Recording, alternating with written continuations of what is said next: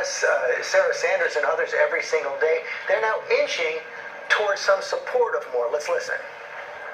Obviously, the president wants people, both in the House and the Senate, that support his agenda. But as I've said, and as the Hatch Act prohibits me from going any further, we certainly think that this is something that the people of Alabama should decide.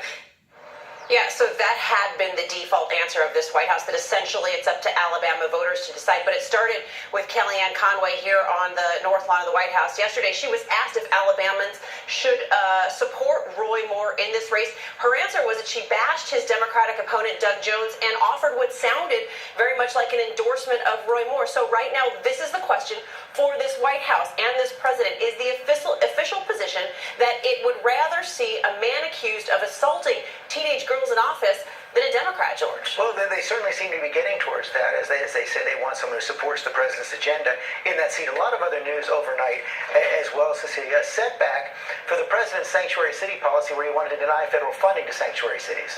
Yeah, these are places like New York and Los Angeles, cities that limit cooperation with immigration authorities. The president wants to force them to assist in deportation of undocumented immigrants by cutting off funding to these places. So far, no response from the White House on this judge's order, but the Justice Department says that this court exceeded its authority. George, they are saying they will fight back. And at the same time, Cecilia, the White House and the administration announcing they're going to send back Haitians who came to the United States after that 2010 earthquake.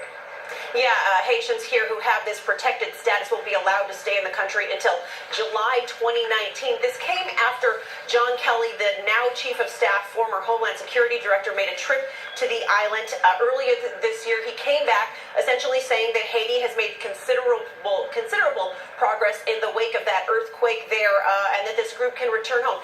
Here's the problem with this, though, George. These people have been in this country for nearly a decade. They own homes. Their children have been born here. So sending them back to Haiti is going to be a lot easier said than done for this administration. Certainly is, Cecilia Vega. Thanks very much. All right, George. Also this morning, President Trump is stepping up pressure on North Korea.